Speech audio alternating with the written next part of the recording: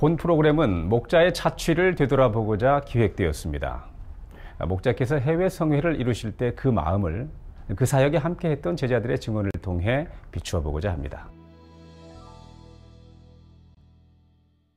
오직 순종함으로 아버지 하나님 그 뜻을 이루기까지. 98, 99년도 지나고 남은 성도님들은 굉장히 사모하고 그랬던 것 같고,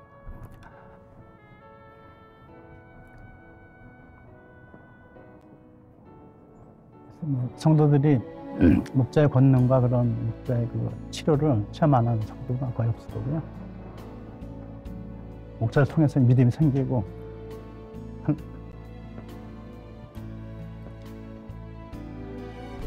우간다 연합 대성회 편이 방영된 이후 시청자들의 반응이 뜨거웠습니다. 너무 기대했고 보고 싶었던 회상, 감동 자체입니다. 장로님을 통해 목자님께서 걸어오신 길을 좀 더 가까이 자세히 들으니 눈물이 흐를 수밖에 없습니다. 다시 한번 목자님 사랑에 감사 고백을 드립니다. 해피우먼님께서 올려주셨습니다. 눈물, 감동, 사랑, 희생, 목자님. 우간다 성회 편을 보며 떠오르는 단어였습니다. 피부색이 달라도 한 영혼 한 영혼을 치료와 응답을 위해 진액을 쏟으시는 목자님의 모습, 감동의 눈물로 시청하였습니다. 목자의 열매님께서 올려주셨습니다. 많은 시간이 지나갔지만 엊그제 일처럼 생생합니다. 목자님께서 아프리카에 생명을 불어넣으시고 아버지 사랑을 마음껏 펼치실 때에 우리들의 마음도 얼마나 벅찼던지요. 목자님의 믿음의 행군, 마음 가득, 두 눈 가득 눈물이 고입니다. 배두리님께서 올려주셨습니다.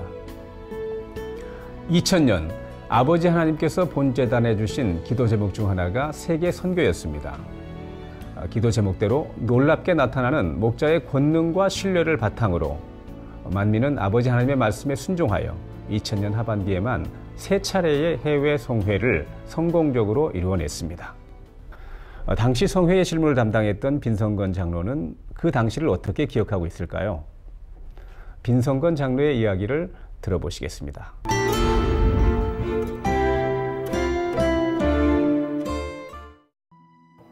제가 교회 들어와서부터 늦게 가는 게 습관이 돼가지고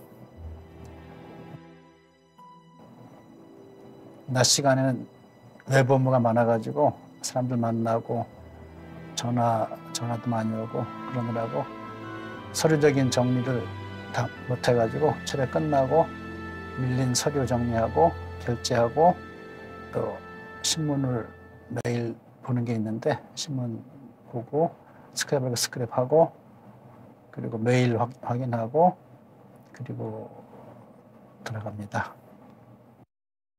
빨리 가면 2-3시 가고요. 늦으면 4-5시 때 가고요. 어떤 날은 날 찾아갈 때도 있고요.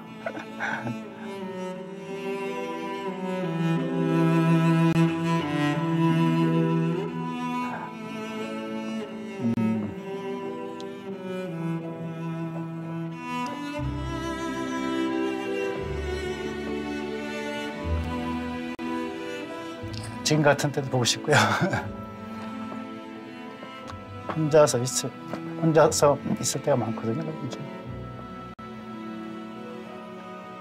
산에 가셔서 홀로 계신 그런 것들, 제가 혼자서 있으면서 또 목자께서 그런 하나님 나라를 위해서 홀로 산에 계시면서 또 최근에 그런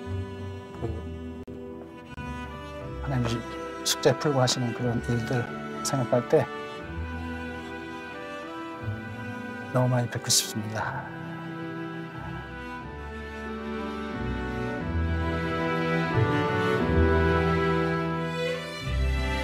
큰 소리로 목자님 외치고 보고 싶어요 외치고 차에 타고 가다가도 외치고 그렇습니다.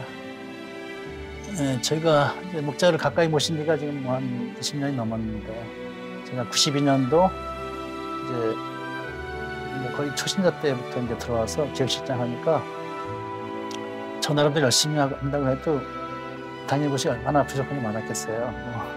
여러 가지 부족이 많았었는데 그래도 한 번도 크게 뭐 지적 안 하시고 참아주시고 믿어주시고 이제 그런 것들이 지금 돌아보니까 주님의 마음 또 아버지의 마음이 아닌가 그런 것도 들고요. 그때는 그렇게 목자의 마음을 깊이 알지 못했고 또 제 사랑을 깊이 느끼지 못했고 단지 그냥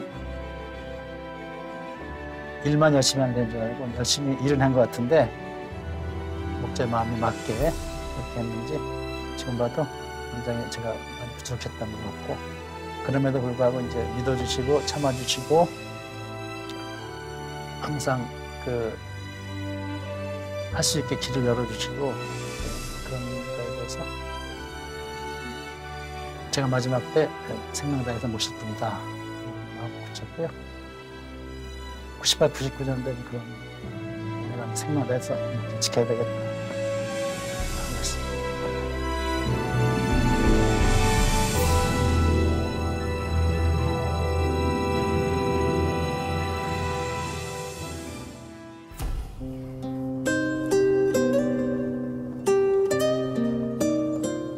성도들이 목자의 권능과 그런 목자의 치료를 체험 안 하는 성도가 거의 없을 거고요. 목자를 통해서 믿음이 생기고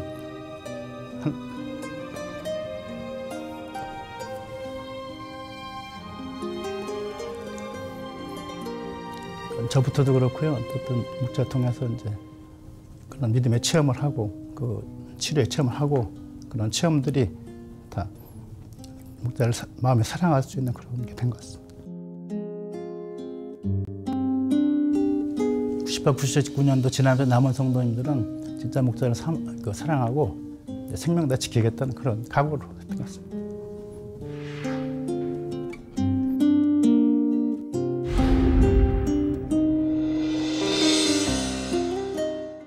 언제나 그러했지만 이번 일본 나고야 성회 역시 하나님께서는 항상 우리와 함께 하셨고 우리의 가는 길을 보장해 주신다는 증거를 시종일관 나타내 주셨지요.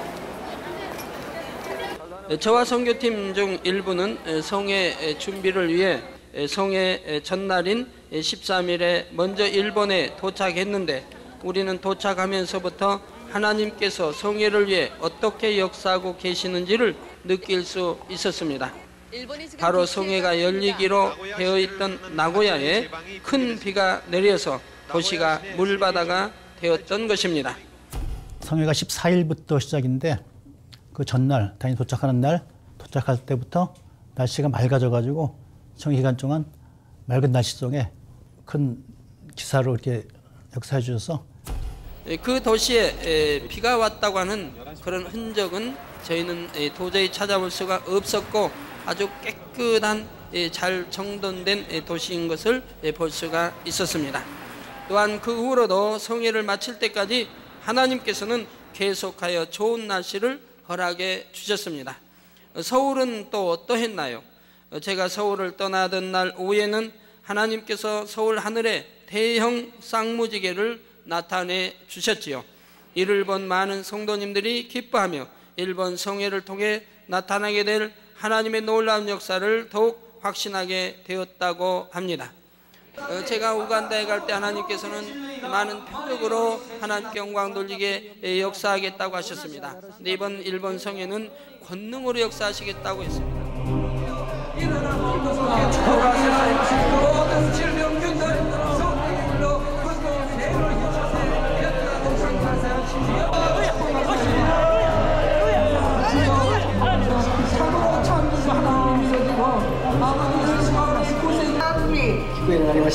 보청기를 빼고 이제 귀가 들리게 되었습니다. 할렐루야.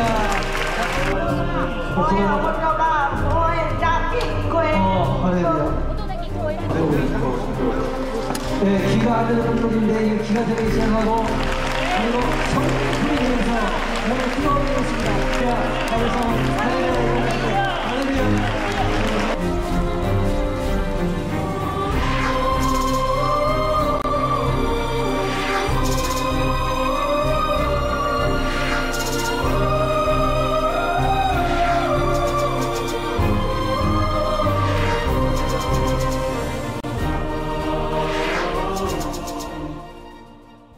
듣지 못하고 말하지도 못하는 농아들이 참석하여 수화, 손짓으로 하는 말로 설교를 들었는데 그 수화도 이 영적 말씀을 제대로 참 통역할 수가 없는 것이죠. 그런데도 그 짧은 시간의 말씀을 통해 믿음을 갖고 바로 이렇게 무더기로 농아들이 치료받아서 듣게 되고 말하게 되었다고 하는 사실은 너무너무 놀라운 일입니다. 이런 소경이나 벙어리나 또 기목걸이나 이러한 것은 세포가 죽어버리고 신경이 죽어버린 도저히 회생 불가능한 이러한 역사들입니다. 창조의 역사이죠. 또 한 가지 기억에 남는 것은요, 그 목자님의 기도를 통해 시공을 초월한 역사가 나타났던 일입니다. 당시 나고야 만민교회를 담임하고 계시던 도끼구니 야스히로 목사님의 모친께서 뇌혈관 이상으로 매우 고통을 받고 계셨는데요. 목사님께서 대신 어머니를 대신해서 기도를 받으셨습니다. 목사님의 모친께서 성회 중에 전화를 하셨죠. 당회자님께, 기도해 주신 당회자님께 연신 감사하다는 표현을 하셨는데요. 바로 이렇게 그때 해도 목자님을 통해 시공을 초월한 역사가 놀랍게 나타났습니다. 그리고 더욱 자상한 하나님의 사랑을 느낄 수 있었던 것은 니시 오케스트라의 악기를 나고야에서는 유일하게 취급하는 곳이 있어서 빌려 놓았는데 나고야 홍수로 인하여 악기점이 전부 침수를 당한 것이었습니다. 만약 악기가 침수되어 버렸다면 나고야에서는 더 이상 악기를 구할 수 없는 상황이었으므로 나고야 대성회의 오케스트라의 연주는 절망적인 상황이 될 수도 있었습니다. 그런데 기적이 일어난 것입니다. 다른 악기들은 전부 물에 빠지고 침수를 당했는데 나고야 대성에 사용하려고 빌려놓은 악기들만 물 한 방울 안 묻고 지킴을 받았다는 것입니다. 주변은 물이 다 차올랐는데 성에 사용할 악기를 보관한 장소만 물이 들어오지를 않았다는 것입니다. 그래서 악기점 직원들도 믿어지지가 않는다는 표정으로 말을 하는 그 모습에서 목자와 함께 하시는 전능하신 하나님의 세심하고 기쁘신 사랑을 느낄 수가 있었습니다.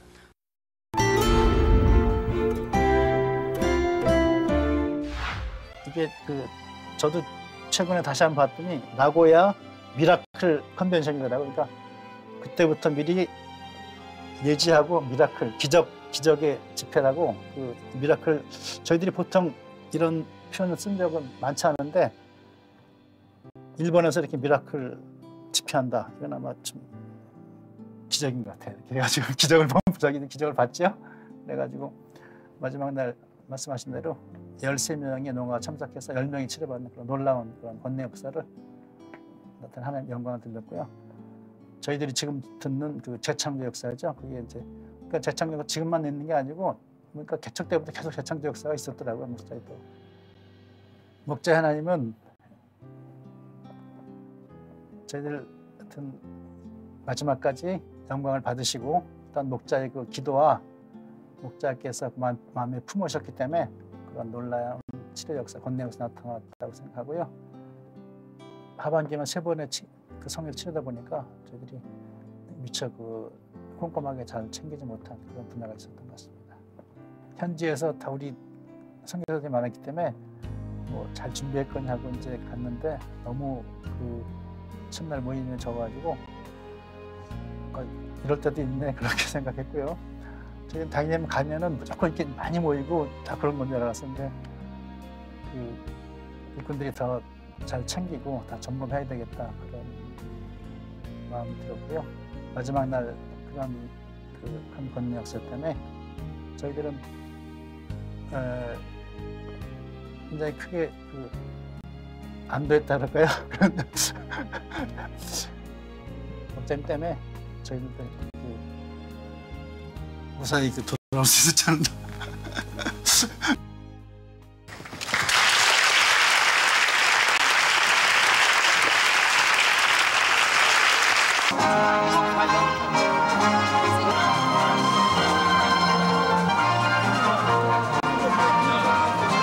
실제로 또 그 성회 이후에 지교회들이 많이 부흥하고 성회 끝난 뒤에 현재 선교사님 같이 하는 시간을 통해서 더 새로운 각오를 할 수 있는 그런 시간이 됐던 것 같고요. 건방와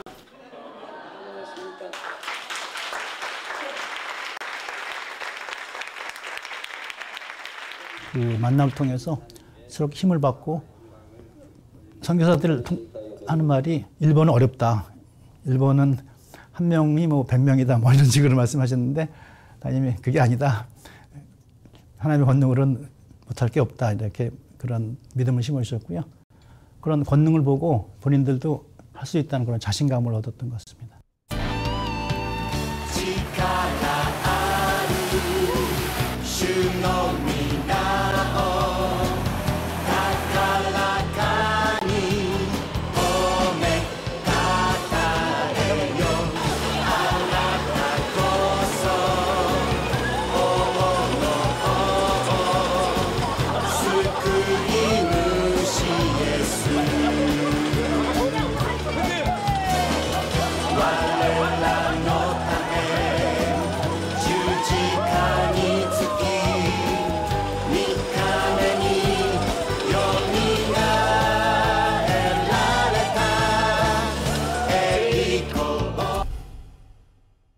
우간다.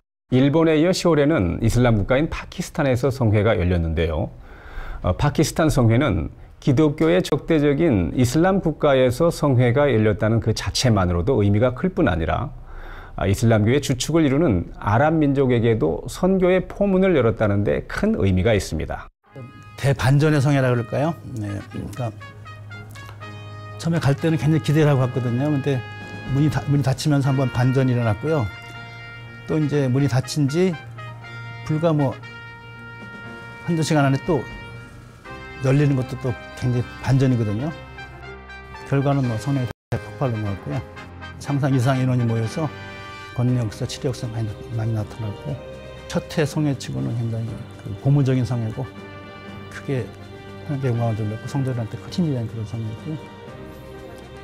이제 98, 99년도 연단을 극복할 수 있는 그런 아주 획기적인 성회였다고 기억합니다.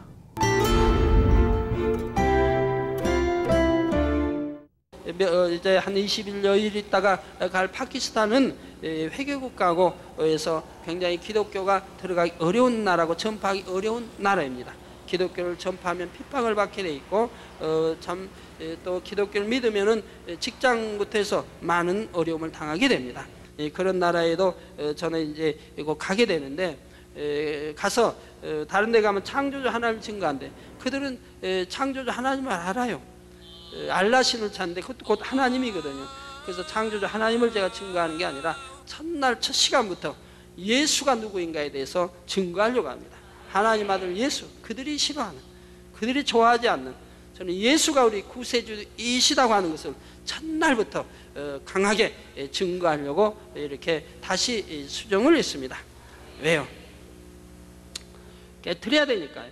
윌슨 존길 목사님이 저희 교회 5월 부흥성에 참석해가지고 은혜를 많이 받으셨어요. 그래서 선교사 파송을 원해서 96년도인가 이제 선교사 파송을 받았거든요. 가서 이제 현지에 가서 이제 성결의 복음과 목자의 권능을 알리고 그러던 차에 99년도인가 그 가족 중에 딸 그 신시아 자매가 있는데 그 자매가 현지에서 그 불치병 병원에서 못 고치는 그 셀리악 병이라고 창자가 이렇게 굳어지고 그런 병이 삐쩍 말라있는 상태였는데 그런 병을 신시아의 언니 되는 마리아 자매가 그 대전만민교회에 와 있었어요. 그러다가 본교에 와서 그 사진을 가져서 하나님께 기도받아가지고 기도받는 순간에 현지에서 치료가 됐습니다.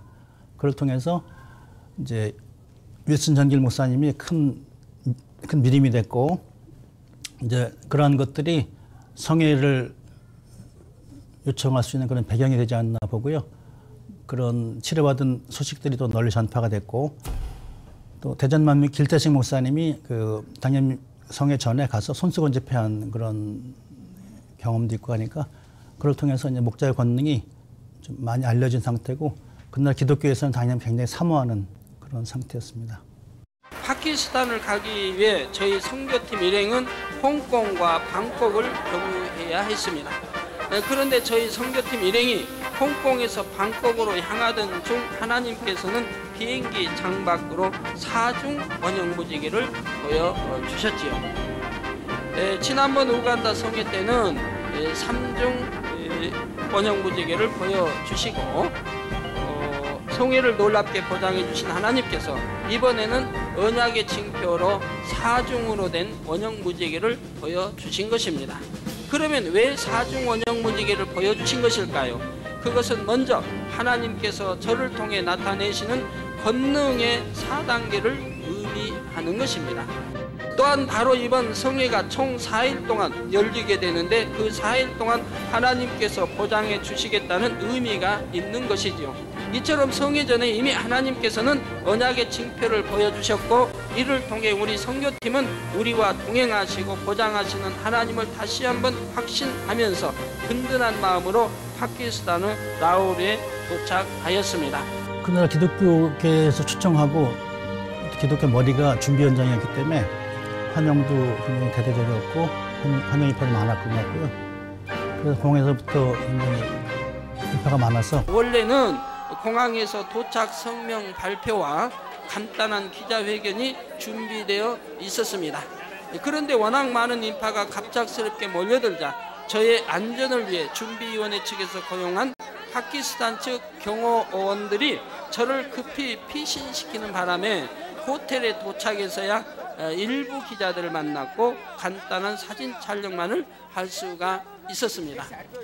수많은 기자들이 그냥 이렇게 따라오지도 못하고 저를 딱 막아버리고 이렇게 하니까 따라오지도 못하고 그래서 이번 성회도 시작 전부터 언론의 많은 관심과 조명을 받았습니다. 파키스탄의 주요 언론들이 성회 소식을 대대적으로 홍보해 주었지요. 더 네이션이라고 하는 유력한 일간지에서는 아예 신문 후 2면 전체를 할애하여 저와 저를 통해 나타나는 권능의 역사들을 소개하기도 하였습니다.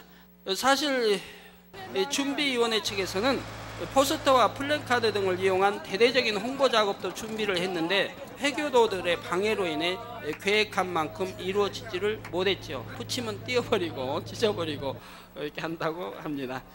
그러나 하나님께서는 이처럼 언론을 통해 대대적인 홍보가 이루어지도록 하심으로 오히려 더 큰 홍보 효과를 얻도록 하셨던 것입니다.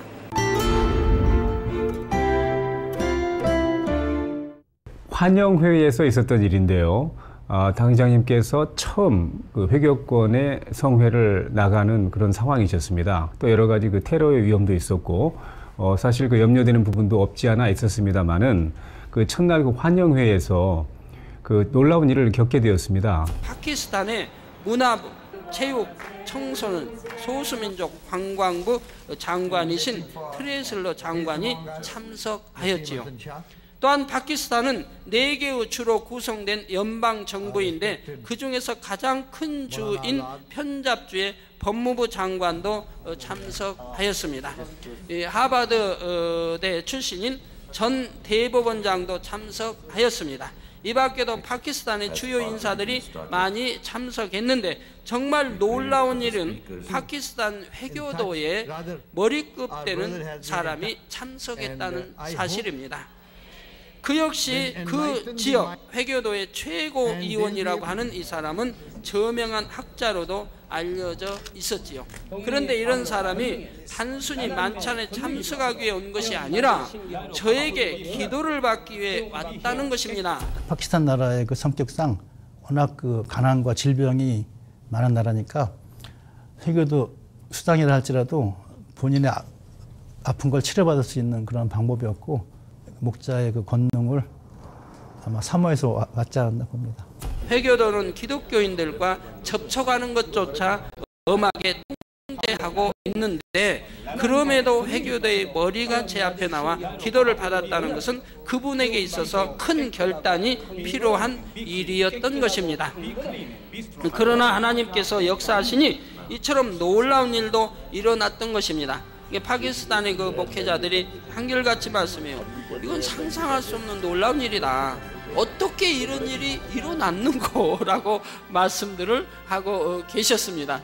제가 기도받으러 이렇게 왔을 때 제가 이미 마음에 짚혀지는 게 있었습니다. 이곳을 통해서 참 많은 것을 생각해 볼 수 있었는데요. 당회장님께서도 굉장히 그 상황을 아주 기쁘게 생각하셨습니다. 그것은 그 회교의 수장이 머리를 숙였다는 것입니다. 그래서 그 앞으로의 성회가 어떻게 전개될 것인가를 가늠해 보실 수 있었기 때문에 우리 예수 주님이 승리하셨다라고 하는 이런 이제 확신이 왔던 것입니다. 매우 이제 기뻐하셨고요. 저도 옆에서 뭐 통역을 해드렸습니다만은 굉장히 감격적인 그러한 순간이었습니다. 이렇게 해서 만찬을 은혜 가운데 마친 우리는 다음 날 아침 세미나가 열리기로 되어 있던 철도청 스타디움을 향해 출발했습니다. 그런데 스타디움에 도착하여 우리는 뜻하지 않은 상황을 만나게 되었지요.